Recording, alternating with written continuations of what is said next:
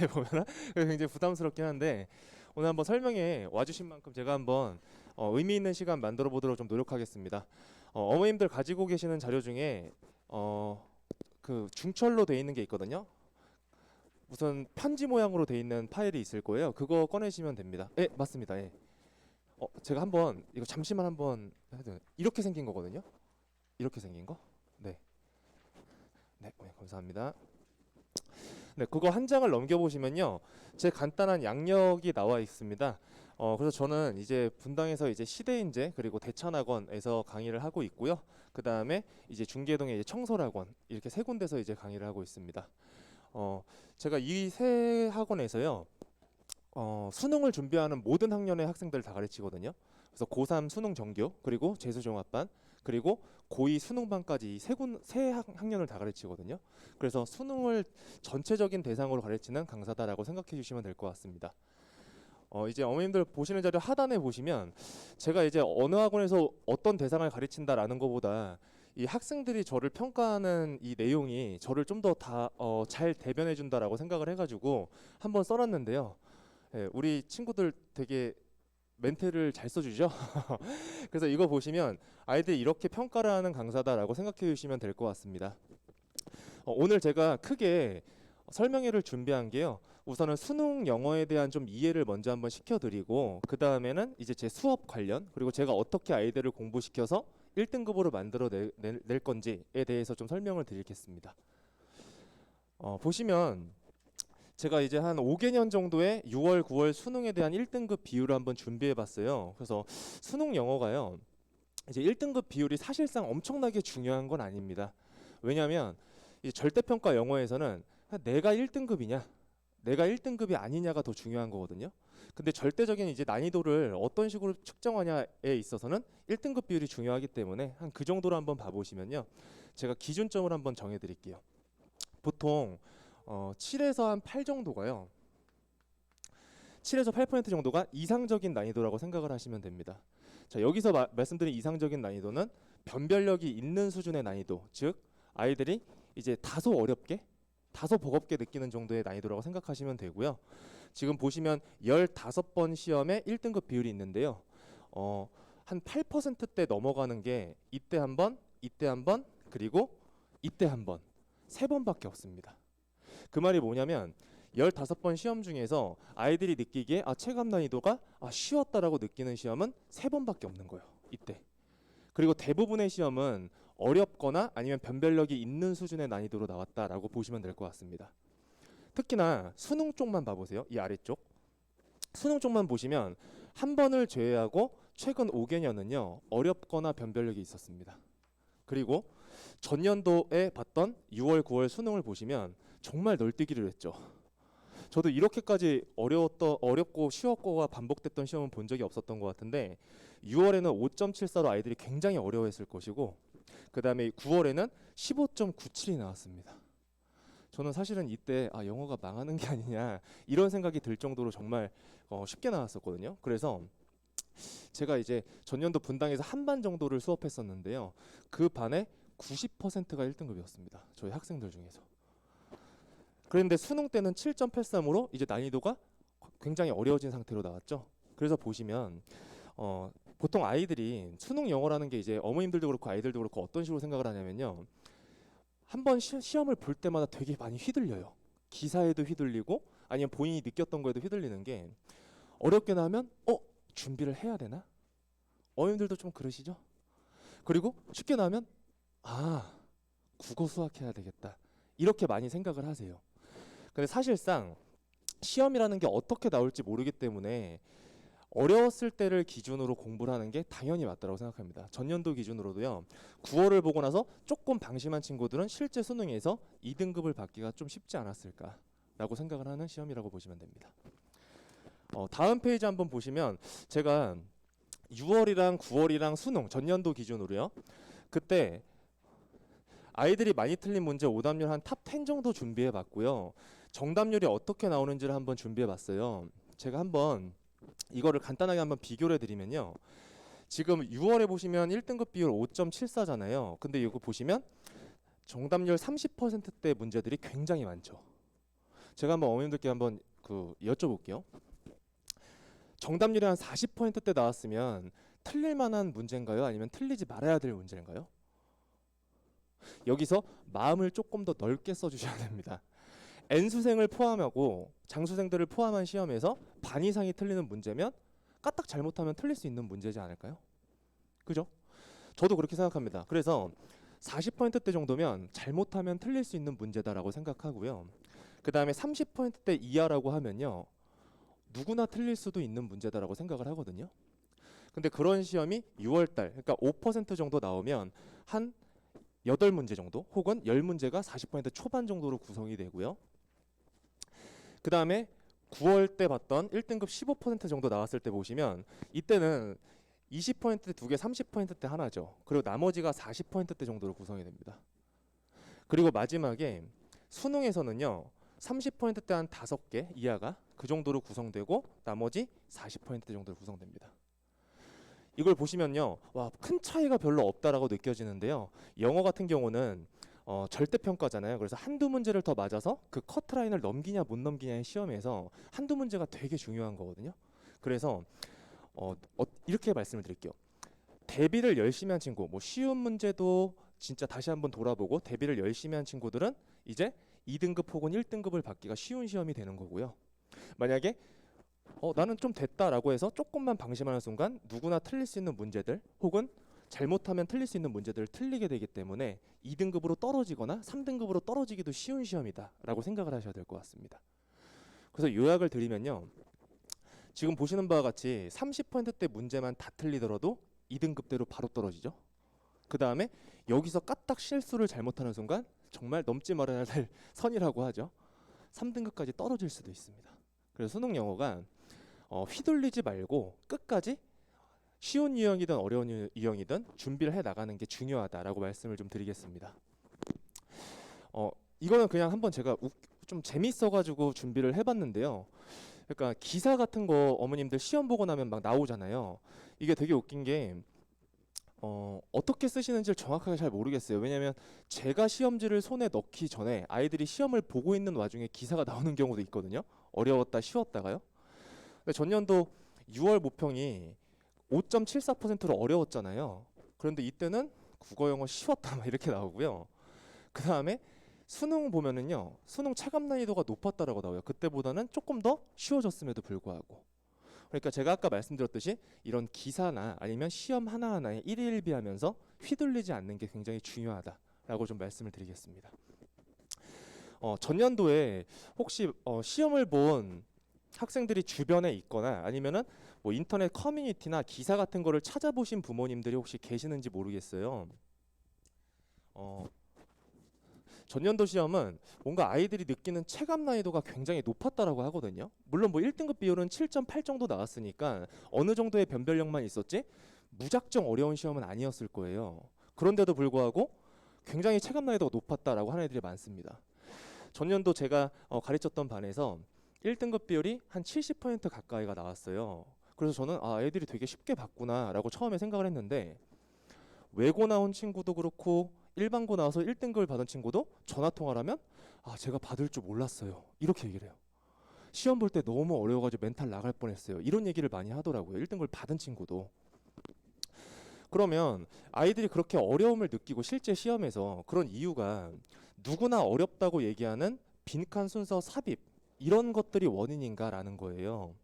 그래서 저는 어떻게 생각을 하냐면 어머님들 다 아시죠? 수능 영어에서 가장 핵심적인 안정적인 1등급을 위해서 받아야 될 건 빈칸 순서 삽입을 잘 푸는 거잖아요. 난이도가 가장 높은 문제니까.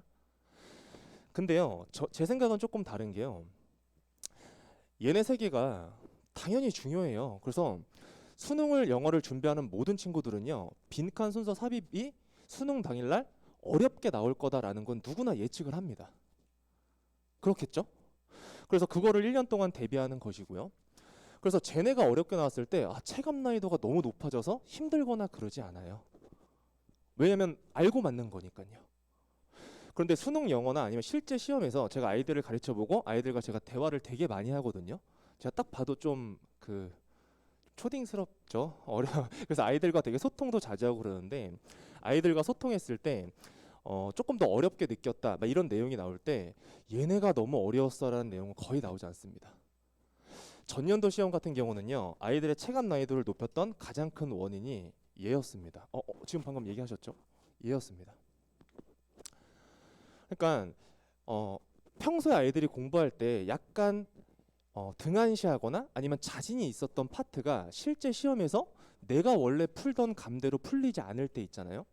즉 다시 말하면 평정심이 무너질 때 그때 아이들의 체감 난이도가 굉장히 높아지는 거거든요. 전년도 듣기가요 평소에 6월이나 9월이나 아이들이 일반적으로 듣는 듣기보다 좀 더 빨랐습니다. 그리고 답에 대한 구간이 듣기의 앞쪽을 들어야지만 답을 찍을 수 있는 이런 게 나왔어요. 그러니까 뒤에 문제를 풀다가 앞으로 돌아오는 게 원래 듣기를 풀 때 하는 거거든요. 독해 문제를 풀다가 듣기 풀고 이렇게 왔다 갔다 해요. 근데 그 상황에서 하나를 못 들은 친구들이 이제 여기서 발생을 하는 거죠. 그러다 보면 평소 때는 아무런 생각 없이 그냥 봐도 듣기를 다 맞는데 실제 수능 시험장 장래 딱 한 문제가 안 들린 거예요. 그러는 순간요 그 한 문제를 버릴 수 있는 친구도 있겠지만 거기서 평정심이 무너져서 나머지에 연쇄적으로 다 영향을 끼치는 거죠. 전전년도 시험에서는 어디가 문제였냐면요 얘네가 문제였습니다. 얘네. 그러니까 주제나 제목 같은 게 내가 평소에 문제를 풀던 것보다 조금 난이도가 높았고 평소에는 이거 그냥 1분이면 풀었는데 1분 동안 봤는데도 답이 안 나오는 거예요. 그러니까 애들이 덜컥 당황을 하게 되고 아래까지 다 연쇄적으로 영향을 끼치는 겁니다. 그러다 보면 시간도 모자르고요. 아이들이 이제 멘탈이 이제 수능 당일날은 이제 실전이잖아요. 그래서 거기서 잡기가 힘들어지는 거예요. 그래서 제가 아이들한테 맨날 얘기하는 게 뭐냐면요. 당연히 빈칸이나 순서 삽입은 1년 동안 열심히 갖고 가야 되는 게 맞아요. 근데 사실상 빈칸 4문제를 실제 시험에서 다 틀린다 그러더라도요. 10점입니다. 여러분들 빈칸 4문제를 다 틀려서 10점이 깎이면 여전히 몇 등급이죠? 여전히 1등급이죠. 순서 삽입도 총 4문제가 나오는데 다 틀려도 10점이에요. 그러면은 만약에 빈칸이랑 순서 삽입 8문제를 다 틀렸다고 해도 여전히 몇 등급이죠? 2등급입니다. 그런데 8문제를 다 틀리기가 쉬울까요? 아니면 그 중에 몇 문제를 맞출 가능성이 더 쉬울까요? 예를 들어서 이번에 재수종합반에서 그 학원에서 이제 실시하는 시험을 봤어요. 근데 애들이 우리 친구들이 되게 귀여운 게 시험 보기 전날에 항상 저녁에 연락이 옵니다. 쌤 내일 저 몇 번으로 찍을까요? 모르는 거 이렇게요. 그래서 제가 되게 고민을 많이 했는데 제가 신도 아니고 시험 답이 뭐가 나올지 어떻게 알겠어요. 그래가지고 선생님 생일이 4월이니까 4번 가자 이랬어요. 그랬더니 끝나고 나서 연락 왔는데 쌤 4번으로 했더니 8개 중에 4개 맞았어요 라고 하더라고요. 운이죠 이거는. 근데 어찌됐건 한 번으로만 잘 민다고 해도 8문제 다 틀릴 가능성은 그닥 크지 않습니다. 더군다나 1년 동안 열심히 공부를 했을 때 8문제에서 풀 수 있는 문제들도 당연히 존재할 거고요. 그렇기 때문에 얘네들이 크리티컬하게 등급을 깎아먹는 문제다에 반 정도는 해당은 하지만 나머지 이 유형들을 다 맞는 거 그것 또한 반 정도를 해당한다고 생각을 해요. 그래서 나머지 게 다 잘 돼 있고 어떠한 난이도에도 흔들리지 않는 만큼 견고하게 만들어진 다음에 그 다음 얘네가 중요한 거다라고 말씀을 드립니다. 다음 페이지 한번 보시면 이제 제 수업 방식이랑 이제 아이들을 제가 어떻게 가르치냐라는 건데요. 제가 한 2개로 이렇게 갈라가지고 이제 한번 써놨거든요. 그래서 제가 학생들에게 맨날 얘기하는 게 뭐냐면 풀이 메커니즘을 정확하게 알아야 된다라는 거예요. 제가 아까 전에 말씀드린 이 여러 가지 파트들이 있잖아요. 참고로 수업 시간에 듣기는 하지 않지만 나머지 거의 모든 파트들에 대해서 우리 친구들이 출제자가 뭐를 의도하고 낸 문제고 무엇을 요구하는가를 알게 해야 됩니다. 그래서 문제에서 요구하는 바가 이거니까 나는 이렇게 대비를 해야 되고 실제 수능에서는 이런 식으로 풀어야 되겠다라는 걸 먼저 알고 있어야 됩니다. 단순히 그냥 글만 읽고 나서 머릿속에 내용이 남으면 문제를 풀고 머릿속에 내용이 남지 않으면 문제를 못 푸는 그런 거에서 벗어나야 된다는 거예요. 그래서 전략적으로 문제 풀이를 들어가야 된다라고 해서 그렇게 가르치고 있고요. 그 다음에 2번째 보시면 같은 맥락이긴 하지만 지문에서 말하고자 하는 바를 파악해야 돼요. 그러니까 우리 친구들이 단순 독해, 저는 그거를 이제 아이들한테는 무지성 독해라고 하거든요. 그러니까 예를 들어서 신문 기사를 보거나 소설책, 만화책 같은 걸 볼 때는 아무 생각 없이 읽어도 내용이 쏙쏙 들어오잖아요. 그런데 실제 시험에서는 문제를 풀기 위한 독해를 해야 된다는 거예요. 그래서 지문에서 말하고자 하는 바, 문제에서 요구하는 바를 의도적으로 파악해야 된다는 겁니다. 그래서 아이들한테 이 두 개 훈련을 시키고요. 3번에서는 제가 아까 말씀드린 것과 같이 킬러나 준킬러 문제뿐만이 아니라 모든 유형을 밸런스 있게 균형 잡히게 공부를 해야 된다는 거예요. 그래서 저 같은 경우는 처음에는 한 6대 4 정도로 가다가 계속해서 7대 3이나 8대 2로 킬러 문제 비율을 높이는 거죠. 그래서 단단하게 어떠한 난이도가 나오거나 아니면 실전에서 어떤 상황이 발생해도 안정적으로 문제를 풀 수 있게끔 만드는 거. 저는 그게 강사의 역할이라고 생각합니다. 자, 그 다음에 4번인데요. 저는 이거를 이제 선지 구성의 이해라는 표현을 쓰는데요.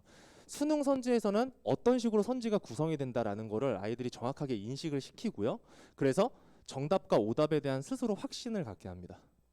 그러니까 문제를 풀 때 답을 찍고요. 해설지를 보고 답이 맞았으면 오케이 하는 게 아니라 틀린 답은 왜 이게 틀린 답인지 이런 거에 대한 것까지를 아이들이 해야지 사고력도 높아지고 실제 수능에서 속어법도 잘 쓸 수 있게 돼요. 그래서 저는 이것까지를 굉장히 중요하게 여깁니다. 제가 예전에 그 강사 생활 초창기 때는 저는 한 요 정도까지가 제 임무라고 생각했거든요. 그러니까 아이들한테 정확하게 문제를 풀 수 있는 법을 가르치는 거. 그게 저의 역할이라고 생각했는데요. 저도 이제 나이가 들고 강사 생활이 좀 길어지다 보니까 여기에서 여기까지도 확장이 되더라고요. 제가 앞서 말씀드린 실전형 공부를 아이들이 하게끔 도와주는 것도 저의 역할이에요. 무슨 말이냐면요. 보통 우리 친구들을 제가 일주일에 하나 정도씩 모의고사를 주거든요. 모의고사 1세트를 줘요. 그러면 아이들이 이걸 어떻게 푸냐면요. 우선 듣기는 당연히 안 할 거고요. 일반적으로는. 그리고 문제를 풀다가 뭐 한 1번부터 이제 45번까지 있잖아요. 그러면 한 29번까지 풀고 이런 다음 핸드폰 확인하고 그 다음에 빈칸까지 34번까지 풀고 이제 빈칸 힘들었다. 그러니까 잠깐 쉬고 간식 먹고 이렇게 모의고사를 잘라서 풀어요. 아이들이. 근데 실제 수능에서 그렇게 볼 수 있을까요? 절대 못 보죠. 그렇기 때문에 아이들이 평소에는 그냥 이렇게 잘라서 풀고 자기가 원할 때마다 분할시켜서 푸는데 그거는 실전에 도움이 되지 않습니다. 그래서 아이들이 이 모의고사 한 세트를 풀로 실전처럼 풀 수 있게끔 장려해주고 독려해주는 것도 이게 강사의 역할이라고 생각합니다. 더군다나 이제 동기부여랑 마인드 세팅인데요. 제가 이번에 방학 때 진짜 몇백 명의 학생들이랑 상담을 했던 것 같아요. 뭐 재수종합반이나 아니면 일반 단과 학생들도 애들이 상담을 저한테 많이 하거든요. 근데 막 마음이 여린 친구는 상담하다가 우는 친구도 있어요. 뭐 공부가 안 된다, 아니면 너무 힘들다, 아니면 단어가 안 외워진다. 여러 가지 상담을 많이 하거든요. 그러니까 고3 생활이나 이런 게 어머님들도 아시겠지만 굉장히 좀 터프한 기간이에요. 그때 막 좌절하기도 쉽고 그리고 또 때로는 모의고사 성적이 잘 나왔을 때 어깨에 뽕 들어가기도 쉬워요. 그래서 실제로 막 6월 모의고사 같은 거 보고 났을 때 성적이 좀 좋게 나온 친구는 갑자기 어깨가 되게 넓어져가지고 막 걸어다니는 친구들도 있거든요. 그래서 저는 제 역할이 아이들이 조금 페이스가 떨어지거나 이럴 때 이제 옆에서 페이스를 유지하게끔 도와주는 것도 저의 역할이라 생각하고요. 그리고 반대로 너무 올라가 있어요. 그래서 등한시할 때도 신경을 쓰게 만들어주는 것도 저의 역할이라 생각합니다. 그래서 제가 가르칠 때는 이런 문제를 해결하는 방법적인 측면 그리고 아이들의 멘탈적인 측면까지도 신경을 써준다라고 생각을 하시면 될 것 같습니다. 자, 그 다음에 보시면 제가 뭐 수능에서 중요한 캐터고리를 좀 정해놨어요. 그러니까 뭐 어법이나 어휘나 구문이나 독해를 어떤 식으로 공부해야 되는지를 써놨는데요.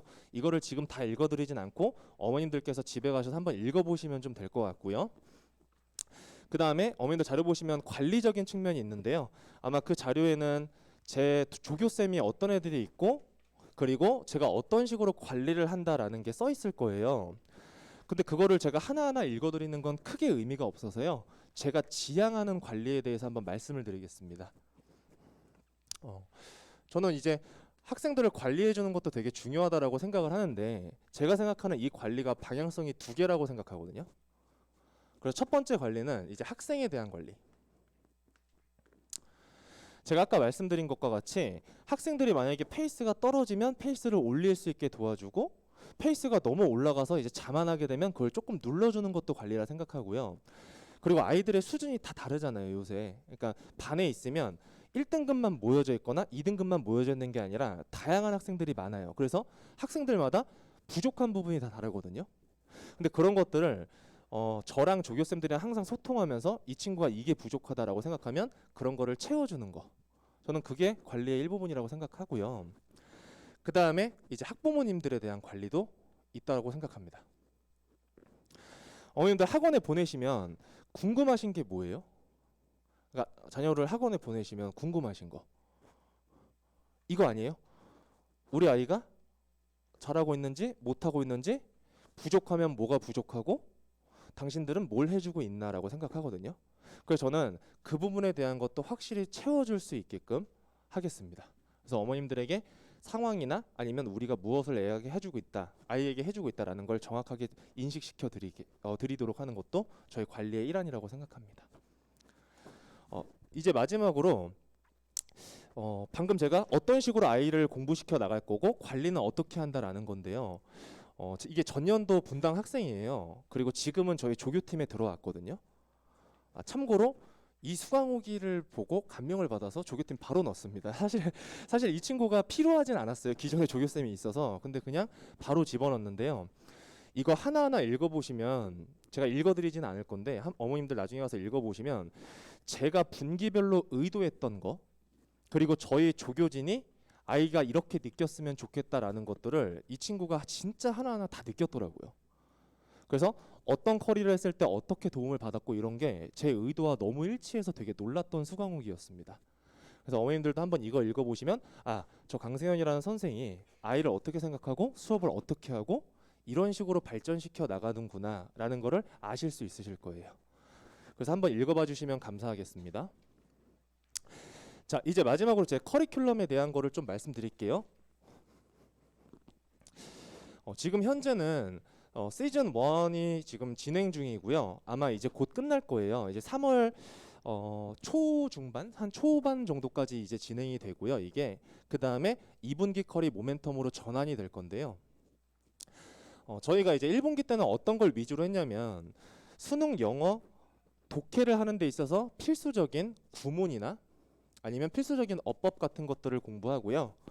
그 다음에 이제 애티튜드가 이제 그 태도잖아요. 그러니까 수능 영어를 대하는 태도를 바르겠다라고 해서 지문 이해하는 법, 그리고 언어 논리, 패러프레이징에 대한 훈련, 그리고 선지 구성의 이해, 그리고 각 수능 독해 유형에 대한 정확한 풀이법들을 습득하는 걸 연습했습니다.